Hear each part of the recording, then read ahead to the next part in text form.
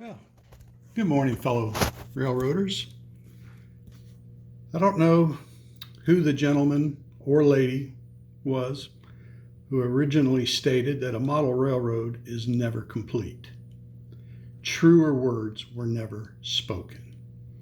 Last week I went back and I looked at the video I shot a year and a half ago when I declared my railroad complete. You can't even recognize it today. So today, this little video, I'm going to pay homage to whoever it was that uttered those fateful words and show you everything that I have done to the railroad since I declared it complete. So let's swing this around. And we're going to start here at the control panel. These three spurs and this one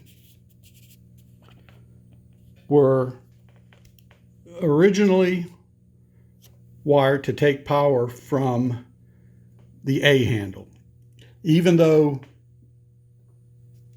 all these tracks, except for the lower one, actually drew power from the B handle. Now, all of the stuff around the turntable, that was all wired to the B. And the reason these other ones went to the A was my terminal board. I just ran out of space. So, this operationally, this caused me no end of anguish. So one of the first things I did was to change the wiring. I got a new terminal board. I jumpered it to the B handle. So now all of these draw the power from the B handle. Likewise, so does this one down here. There he is. Operationally, makes things a whole lot simpler for me. Another problem that I had initially was my uncouplers. None of them seemed to work.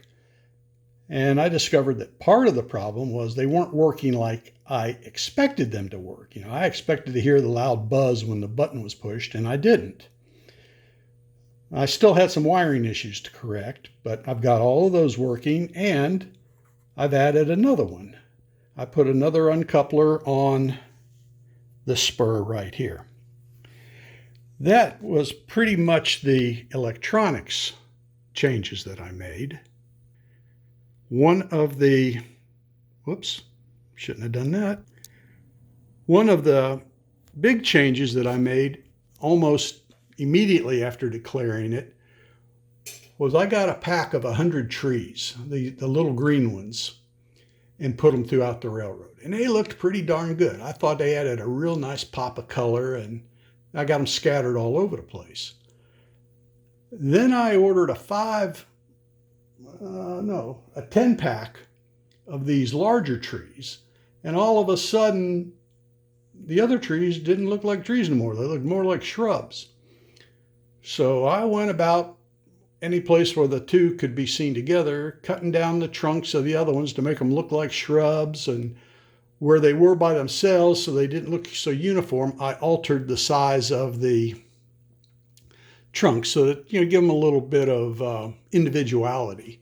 Now, spots like back in the corner where, you kind of got a little bit of perspective going, they still look pretty good. Then I started adding other things. One of the projects I added was over there by the Chicago Northwestern, that platform. I added more figures. I added the man lift and the man in the bucket. That got me no end of grief from my son, who's a construction superintendent, and he was fussing at me because the guy was in the bucket without a safety harness. So I had to make a safety harness. Over here above the doors on the roundhouse, I added these little gooseneck lamps. There's 3 of them on the outside doors and 3 over the main doors. Plus I added lighting in the roundhouse. That was a fairly interesting project, but it wasn't the easiest because of the location.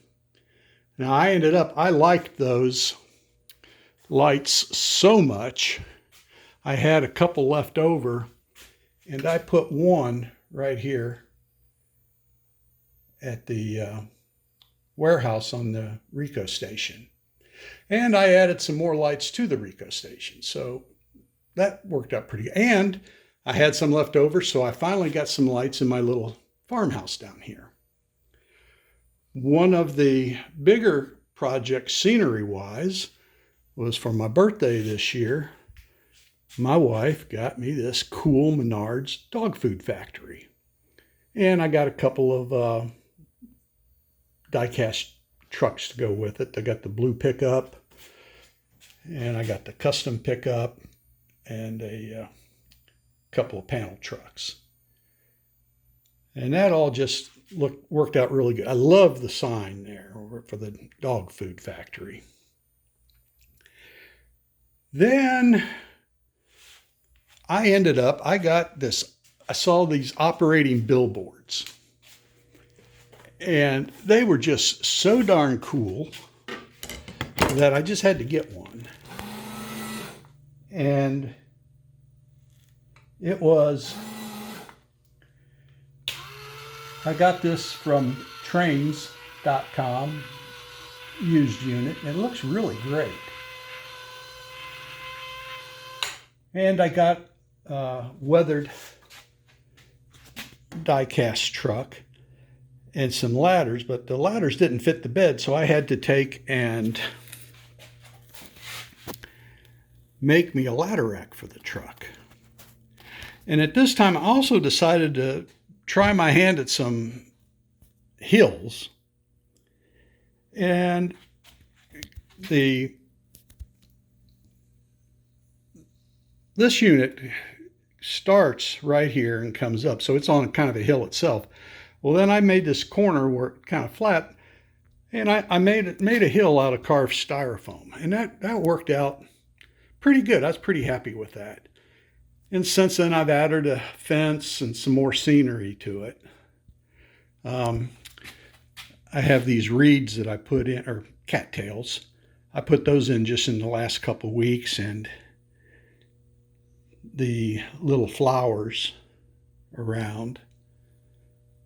Thought those added a nice little pop of color. And then I watched this video that Jenny Kirk did. She's a YouTuber from the UK. She hosts the Monday Club. She does all kinds of really cool tutorials.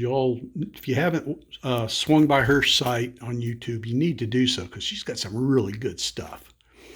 And she did a video on trash to scenery. Well, my wife had just gotten some new pans from Pampered Chef, so I had all this neat styrofoam. And I carved out this hill. And it was really neat the way it turned out. Very happy with it. And it was all trash and stuff I had left over. The only thing I bought for this one was the flowers to give it a little pop of color. The deer were already here. This whole area was just flat. And I had a little Lionel billboard in it. Well, that no longer fit the bill on the hill. So we took and I made a little spot right here and moved it down. And of course, right there's my sign saying visit Bunny Bill and see the big topiary rabbit. And I added some shrubs on the front side and the back side. And I think it looks pretty good there. About the same time that I was doing that, I put a bunch of flowers around the house, and I did a little rock edging around the driveway. And using the leftover scrap from the deer mountain, I brought and carved it up down here. Did my first water feature. I call this Crater Pond. And I think that turned out really, really neat. I got an overflow pipe, which comes down here and then disappears under the track and goes off to wherever. And I moved my campers over to this little spot and got one guy who's hiking around taking a look at it. And this was my first ever water feature.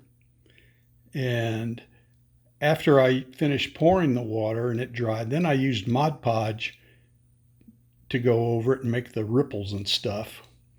And the water product I used was this from Woodland Scenics. This stuff is freaking amazing. So easy to use. The only drawback is it's a bit pricey and it takes a long time to dry, about 24 hours between pours. But it is so simple. And once again, after I finished carving up this area with my foam, I had some foam left over and I used it to come down and make some little hills on this side. Just to, this corner had been all the corners had been completely flat, and putting a little bit of 3D on here, I think it really made them pop. So that's the stage of completion, and I will never say it's 100% complete again, because I do have another project. I'm waiting for them to come, and in fact, they may come today. I've got some little park benches coming in, and I'm going to put some down here by the gazebo and the bunny. This is Bunnyville, home of the world's largest topiary rabbit. So we're going to be adding some more pieces there, and for whatever the future holds, who knows? Well, guys, that's it for today. Thank you for stopping by and sharing a little bit of your time with me. Hope you enjoyed this, and we'll see you the next time. If you would, please give me a like, a subscribe. It's all appreciated, comments, and we'll see you on the next round. Bye for now.